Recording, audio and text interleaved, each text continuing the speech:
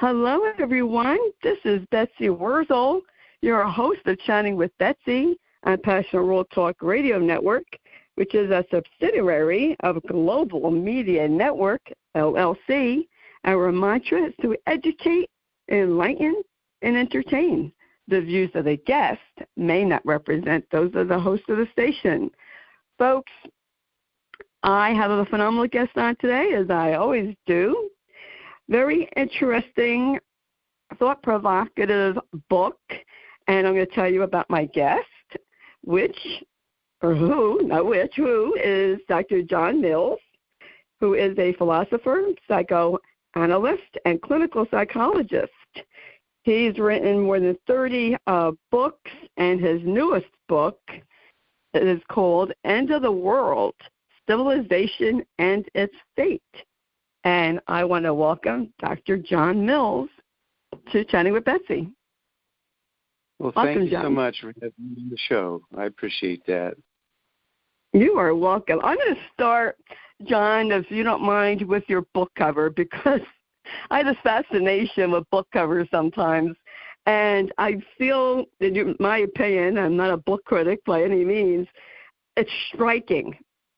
Like if I saw this in my local bookstore, I'd want to pick it up and take a look at it. How did you come up with the cover for that, with the light shining on the clock, on the time?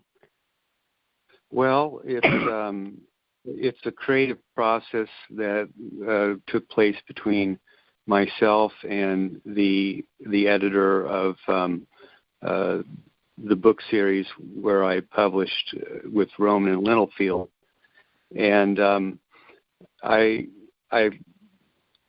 was wanting to have something that was going to grab the public, and this is a aesthetic version of the famous doomsday clock that is set by the Bulletin of the Atomic Scientists. And going back and forth, we ended up with this really cool looking cover. Yes, it is. I'm always fascinated by how a author picks out the cover, what they would like on the cover, because you want to have that, where someone sees it and says, "Oh, I want to pick that up. That looks interesting, eye-catching." And I, in my opinion, it's very eye-catching. What motivated you to write this book? Well, it's actually a project that I've been meditating on for nearly 30 years. Wow! So it's not something that I had even planned to write. It's just that over the years, seeing how the planet has become more imperiled by our climate emergency. Watching the growth of the world population and watching the continual violence and war and human aggressions that have imploded in various societies throughout the globe. When the pandemic hit, I decided, being cooped up here for a couple of years, decided to finally finish this project. I think it's fascinating, and I don't know why, John. You're a psycho analyst. You might think I'm a little woo-woo, but this morning, I don't know why, your book made me think of the song, and those of us who are baby boomers, I'm aging myself here, might think of the song 2525. And I had to play it this morning. And your book kind of reminds me of the song. And for people who don't know, you youngsters out there, look it up on YouTube. It's by Zager, Z-A-G-E-R, and Evans. The name of the song is 2525, which talks about, human life surviving. I don't know the exact words, and I don't have copyright, but That's what your book reminds me of. Like, are we going to survive? Are we going to make it to the year 2525? Sometimes, you know, you look and you wonder between climate change and, you know, people may or may not believe that, but I have to say this, John. I live in New Jersey. Lived in New Jersey most of my life except for 3 years. And we are getting torrential storms I've never seen in my life. We are even getting tornadoes that was like unheard of before. And you wonder, with all these natural disasters plus everything else, are we going to survive to the next century? Well, that's certainly a topic I'm addressing throughout the book. The probability of human extinction, but if I had to bet, it would be more in terms of just the world becoming a really unpleasant place to live in if we don't intervene in many different facets of geopolitics, in particular, having to do with the climate, having to do with the social divisions, having to do with economic disparities, having to do with the fact that all of our inhabitable continents are engaged in some type of military conflict. And then the AI evolution that is upon us. It's really tough to calculate the existential risks that we face, particularly when you look at the interaction effects and all the multipliers that are at stake. Yes. I was thinking of you when I read this article a while back in my local paper about the heat in Africa and the food shortage. And I said, well, you addressed that in your book. And yesterday, I didn't even know this, and maybe the audience isn't aware of this because I certainly wasn't. I did not know that farmers are now having a high suicide rate. So, between, in my opinion, John, that the world's heating up, okay, climate change, wars, mental health issues, it's kind of scary out there. I'll tell you the truth. I leave the house and I hope I come back. That's how I feel lately, because it seems like everyone is out for themselves. They don't pull over. They don't stop at stop signs, the old signs. It's getting to be, I feel, an unsafe environment lately. Yeah, I feel the same way in many respects, even though I'm not really living in a congested city. But the mere fact that, particularly in large urban environments, just the level of aggression and acting out and civil disobedience and complete and utter lack of respect for the other, it's just it is uncomfortable at the very least. And I do think that our safety is constantly being challenged, and this is why, if anything, we should be increasing funding for police and civil services rather than defunding. Absolutely, yes. It's like total lack of respect. I only know from what I have experienced, John, and I worked at a preschool for 13 years, and I just noticed and observed the lack of respect between child and parent. Not even like children having a conscious of, well, I took your toy away or called you a name, they don't think, oh, well, how would I feel that happened to me? Now, my coworkers thought I was a little too strict, but I would take the children and I would say, you made your friend sad. Now, how would you feel if they did that to you? But it made them think, John. And I think it taught them compassion or, empathy, maybe both. Putting yourself in someone else's place. That starts teaching as a child. I mean, you would know that because of your field. I'm preaching to the choir here. But I just think that, respect. These kids had no respect. The way they would just talk, get me this, get me that, hitting their parents. I mean, I never seen anything like that in my life. I grew up in the 60s, 70s. There was no way I even would have thought about hitting my parents. I wouldn't be sitting here talking about it if I did. I could tell you that. So do you think it's like a respect, too, taught at, not being taught, I should say, at homes? Yes, I mean, I witness it all the time as well. It might be even intensified since the pandemic, where the addiction to social media, the lack of socialization that normally would go on if people weren't glued to their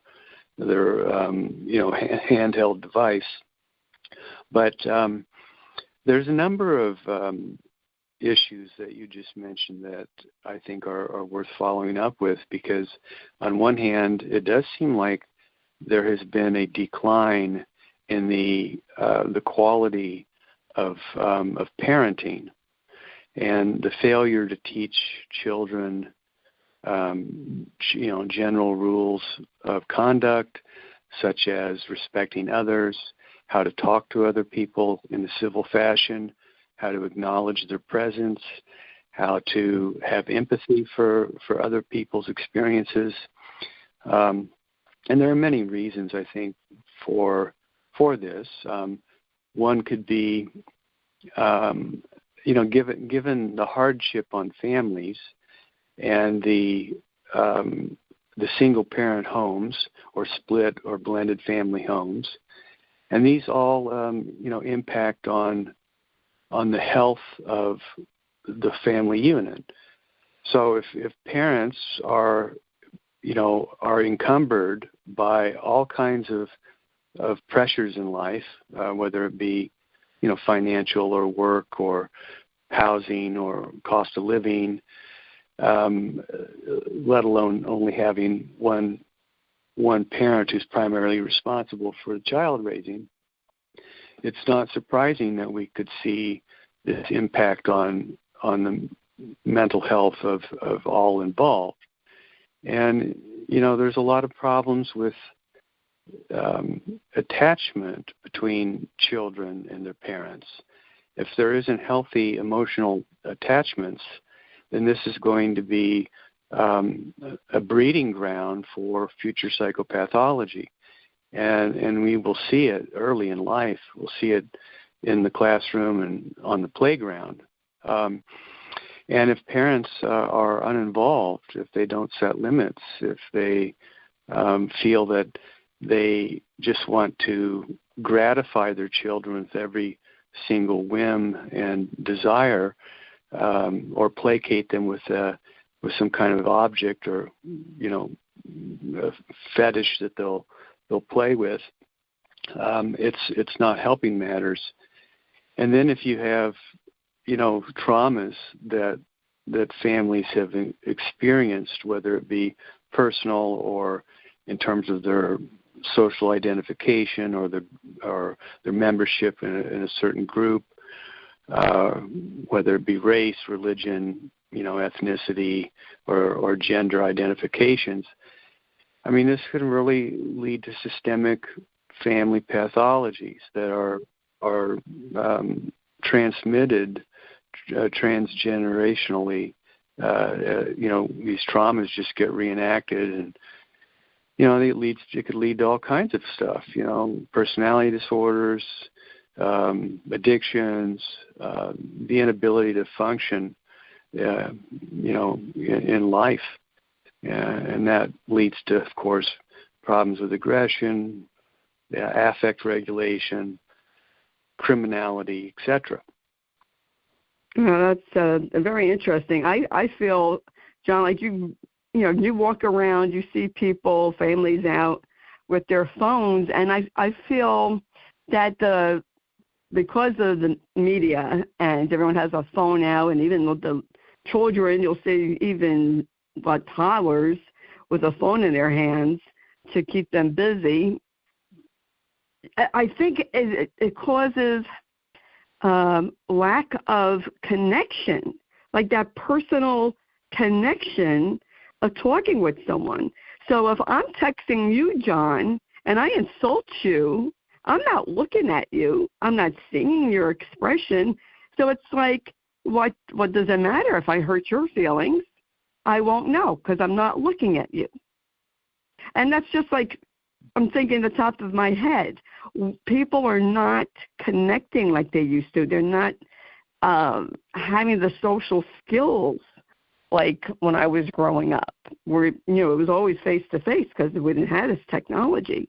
I think people are losing their humanity in a way, which is going to lead very well to destruction. Yeah. Yes. I'm concerned about that as well. There's this digital zombification that people are just mesmerized by their devices, that they can't seem to know how to even have a conversation with somebody.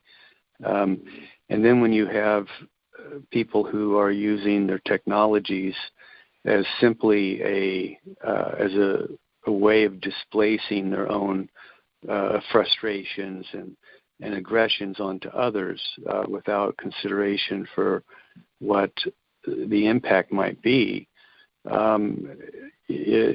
Like, who would have guessed or thought that social media would be running people's daily lives when we were growing up?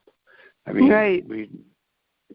It's just like we wouldn't even have anticipated the internet, let alone smartphones and things like this. But the more that, it's funny about this conversation because I didn't even use a cell phone. I didn't even have one until my wife got me one when I retired, just 3 years ago. So, and I never carry it with me. It's something I don't. The thought that anybody could call me or text or communicate with me on the drop of a dime seems extremely suffocating. I would never want that. So, but now everybody's expected to be on call 24/7, and it just seems to go against nature. Yet, with all the conveniences that technology brings and gives, there's always a downside or a dark side to it. Yes, that is for sure. I have to ask you this, John, because I want the audience to know this, because you talk about in your book collective bystander disorder, and we're talking about people. How does that come about, and how does that affect social issues today? Well, I borrowed this concept from social psychology, where it talks about the bystander effect, or by some kind of bystander apathy, where it's been a known fact that when people are in groups with other people, whether it be in small groups, whether it be in crowds, that when some kind of a emergency or a crime is being committed against another person, or they're in a state of needing, some kind of help, that people will simply walk by, or they'll look, or they will fail to act. They'll fail to say things. They'll fail to intervene, and it's known as a bystander effect. That when you have a diffusion of responsibility, because it's not, you don't know this stranger, you don't know this person. Other people are there, and they're less likely to do anything for a number of reasons. But I've applied this to our global climate emergency. It's as if we're watching the world slowly being killed by ecocide. Governments do nothing. Citizens really can do very little, but they just watch. And we're failing to intervene, knowing full well, as you are in New Jersey, and it was 32 Celsius there yesterday, just like where it is in Toronto. It's 30 something. People are failing to do something, and what's going to happen? It's inevitable if we don't have global action that starts to rein in the carbon emissions, and at least to decarbonize, to get below the threshold. We're going to eventually commit suicide. I can totally, say that. I mean, you hear it in the news, John, all the time, especially I lived in the tri-state area. People getting attacked on a train. People film it. Gangs beating up on people. Cops. People are filming it. Stop filming it and call 911 if you live in the States. And there's no, I think we've become disassociated. That's the term that comes to my head. I'm not a psychologist, but have we been so desensitized to seeing acts of violence that people don't even care anymore? Or instead also could be people afraid to get involved because they don't want to pull attention on themselves or get in any kind of trouble? Oh yeah, I definitely think fear is a major factor.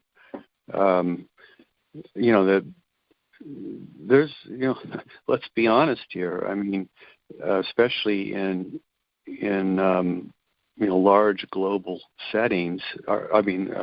Urban settings such as New York. I mean, there's a lot of crazy people, and you don't know how they're going to act.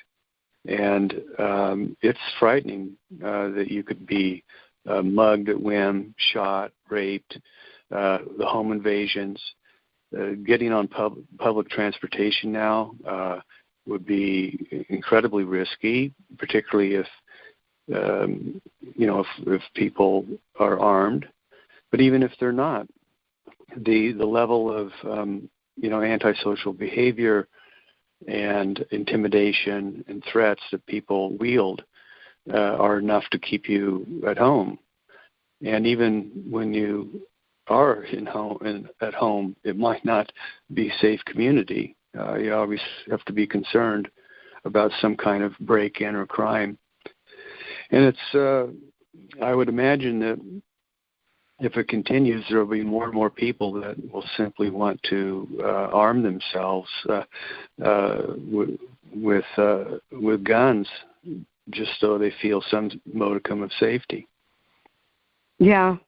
I think people, you might have your vigilante ideas people might have going through their minds, want to protect their home.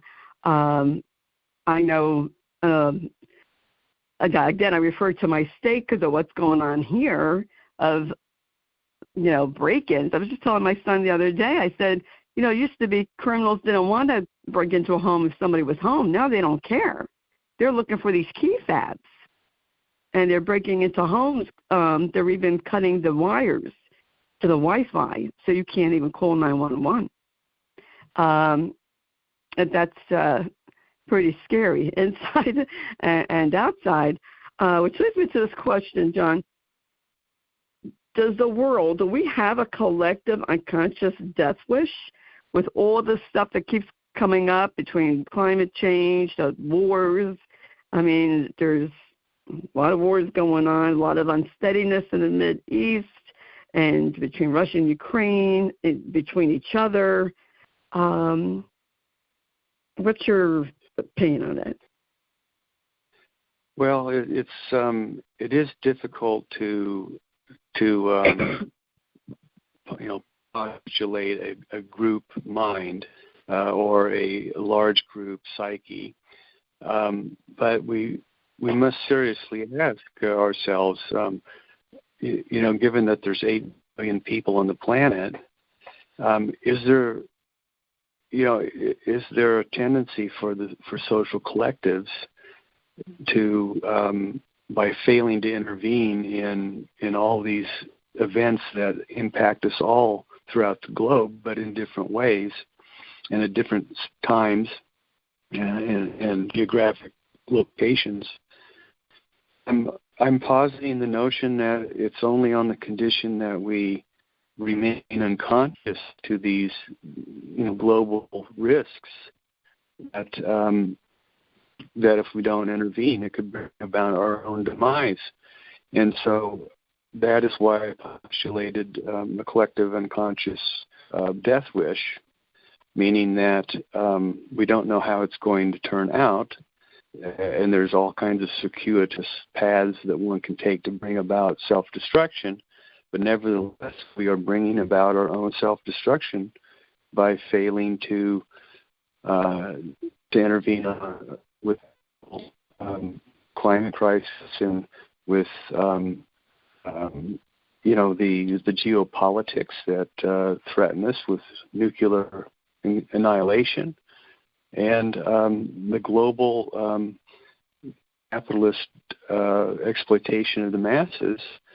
And you bring everything else into the mix, whether that be human aggression or possibility of new plagues or viral diseases, use of germ warfare or biological chemical weapons that could be used by bad actors or terrorists. You have the AI risks that machines could take over from human motivation, and they have their own intent to do us harm. And you just keep compiling these risks, whether it be natural disasters, man-made disasters, religious ideologies that could lead to further breakdown of world harmony, and the list goes on and on. So, but the point is conscious of the threat to our planet on a global scale, and this is why this book is meant as a web call, because even I, it took me almost 30 years of meditating on this problem. I was unaware of so many things until I started doing my research, and that's in all kinds of other fields that are not in my profession, but nevertheless something I can educate myself about. So if I'm unaware of all these things, then I would imagine that the general population is clueless. Oh, yeah, I would agree with you. I think I've learned to really appreciate authors and writers. Johnson's doing my show, because we pick up a book, for granted, and the research, which sometimes is years, depending on the book, that goes into a book that the writer does, is just mind-boggling to me. So I want to thank you for doing your research and writing this book and bringing attention to these issues. that we need to start doing something. We need to start changing. You know, everyone says, "I'm not in my backyard," or it's, you know, not my circus, not my monkey. But you know what? It's going to affect all of us.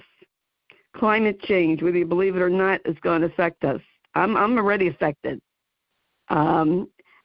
Just, you know, the crime, the lack of empathy, the lack of human compassion, it is affecting us to do terrible things to each other as human beings. I mean, you just wonder, how did we get that way? Or, you know, what drove us to being so disconnected that as you're seeing someone being killed, you film it instead of calling. I can see not trying to break it up, especially if you're, you know, a female, you're weaker, but at least make a phone call. It's just mind-boggling to me, John. You have in your book, I think this is interesting in your prologue, you say we all have the need to find enemies. What do you mean by that? Can you elaborate on that? Sure. Well, it's really about human nature, and so like anything in life, there's always two sides of a coin. There's parts of you know, human psychology that is driven by a desire and the need for a connection and attachment to other people and love, and with that comes all the good things, but it also has its flip side. There's the dialectical relation to human aggression, to the need to you know, destroy things, to hurt other people, and it can be in quite a sadistic and malevolent way. That's part of the evil within. And a lot of these things are unconsciously motivated and organized, so not everybody's consciously aware of how the tendencies for both love and hate can be played out in various ways.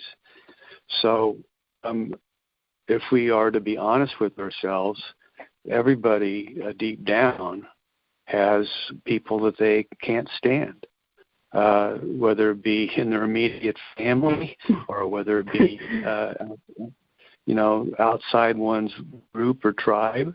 And it might be as simple as the fact that they're simply different than you, and they represent a threat to your views or your existence, and hence the need to displace one's rage, you know, hatred, envy, jealousy for others, and animosity onto a scapegoat is just simply part of human nature. Yes, always wanting to blame someone else. I know there are people, you know, that I know that I don't particularly care for. I just don't have anything to do with them. Especially they cause me, you know, my mental health piece. I just don't talk to them. I don't have to go out of my way to hurt them. I would never do that. I just don't talk to them. And your book is so fascinating, John. What would you like the reader to come away with? I know there's a lot. There's a lot here to come away with and to think about. But don't want to put you on the spot. But what's one of the main things you would like a reader to take away? Well, I think the reader is going to be challenged by the pessimistic picture that I'm presenting throughout the book, but it's really meant as a motivation to get one's head out of the sand and to think about these much more greater threats to social collective's existence. But I'm also hoping that it will awaken a new ethic of our responsibility to not only the planet but other people, and that we start treating each other, as you put it earlier, with respect. But in one of my chapters, I call for the need to have mutual recognition of the other, meaning people who are different than us, whether it be based in whatever the identity politics one's involved in, whether it be based in race or ethnicity or gender or nationality or religion, and that we need, if we don't become more human toward one another and treat each other with some dignity and have some humility and respect, and for human beings, that we're going to contribute to even more of a social collapse in the future. So, becoming aware, not remaining unconscious, realizing that we just can't continue to live in denial or disavow, where we say, I know, but there's nothing I can do, or dissociate, the realities because they don't affect us personally. But in the end, they will, and they do. And we have to find our own way to make a difference in the world. And there's ways to do that. One might be that they become aware that they would like to engage in more kinds of activism of some form. I'm certainly not suggesting that one go to the streets and engage in civil disobedience like we're seeing now with the Israel-Hamas war. But this is a good example of how social collectives can be taken by either misinformation or by the images that are shown by the media outlets to manipulate people's minds. And they can become, as we've seen, very disorderly. And if we continue to see global unrest in all societies, in all the inhabitable continents like are going on now, then it's only going to get worse. Yes, I agree. Yeah, I'll go ahead.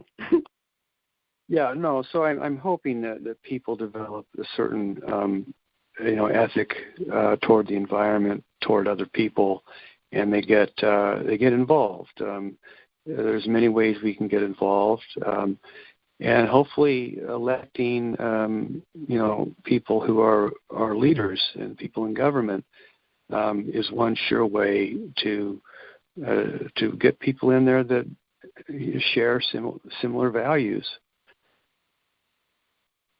Yes, I agree. You know what, John? I have to tell you, I can't believe my eyes sometimes when I see what's going on college campuses and around the world, because never in my lifetime did I think I would see such a vile hatred, such vile violence against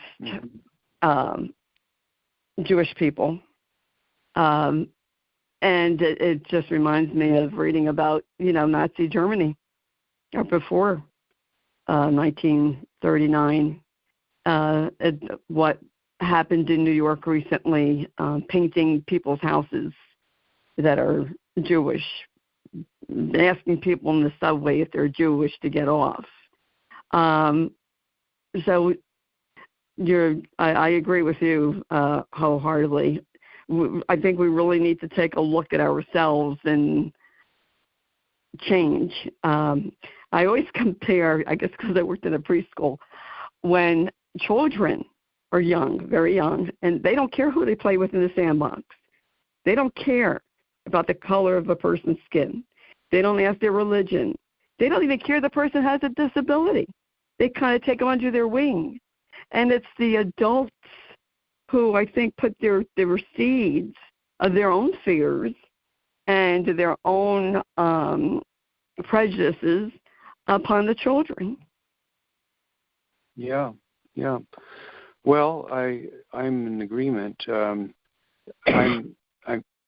certainly concerned with the anti-Semitism that's breaking out in waves everywhere, as you mentioned, and it's a complex issue, particularly ever since George Floyd's murder. Everything has become about race and identity and difference, and it's devolved into a very simple narrative. The narrative is that there is an oppressor and there is the oppressed. That you have these we call this in psychoanalysis, we call this splitting. It splits people into either a good or a bad object. And the bad object is therefore the one that the group mob wants to hate. And they demonize, they dehumanize the bad object to justify their own hatred, and they turn the bad object into the oppressor. So we're seeing this with Israel. We're seeing this with the anti-Zionist rhetoric. That is just a form of a collective psychosis that's taken over the mass minds. People have no idea what they're protesting for. They have no idea of the complexities of the conflicts in the Middle East, and they've not lived there. It's shocking to see how, like brain dead some of these students who are protesting. But yes, you could kind of see this. You could see how this might work on a group level, because a group doesn't think rationally. It has no critical agency or faculty. It only obeys its impulses, and it thinks in images. So it's very easy to manipulate someone who's not, has not come to the age of reason, who has no self-reflective capacity to think about these complex events in a critical manner and using critical thinking, and knowing that there's no such thing as either or.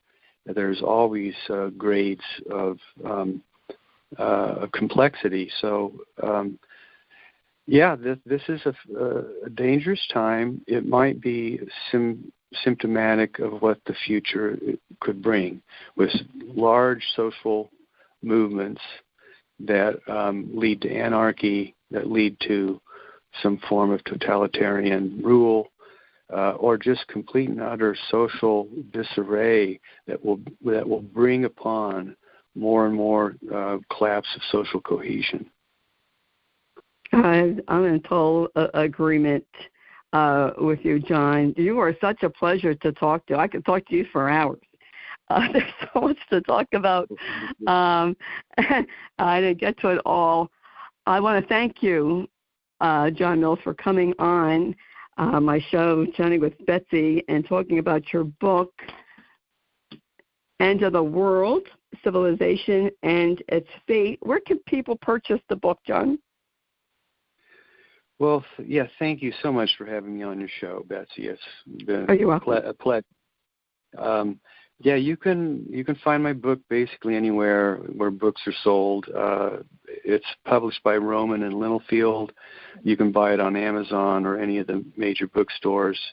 And if you want a discount code, you can go to my website to get it, which is philosophypsychoanalysis.com. And there'll be a list of all my books on my site, and you can contact me through that way as well. Oh, thank you. And I also have to say, I've watched your YouTube videos. So John Mills is also on YouTube. You could look him up, and let me spell the name, because it's spelled Jon MILLS.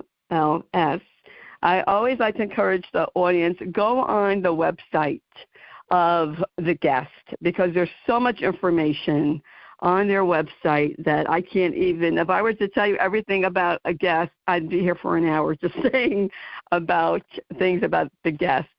So I give a very brief description, and I always like to suggest and recommend going on the website. It will be in the blog that Jeannie White, who's the station manager, writes. And folks, get the book, read it, the open mind, and ask yourself, what can I do to change my little corner of the world? Because we could all make a difference.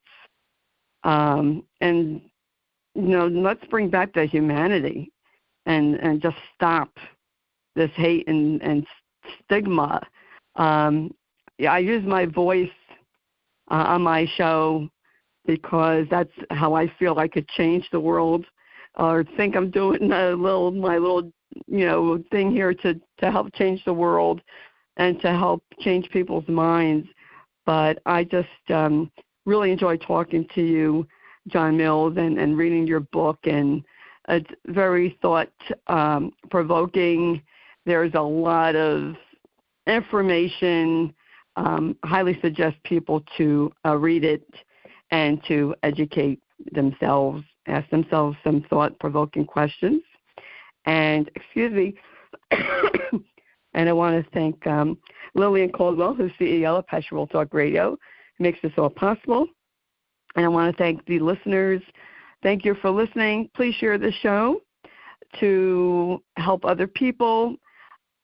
I've learned from every guest. You all can learn from every guest. And I want to help as many people as possible.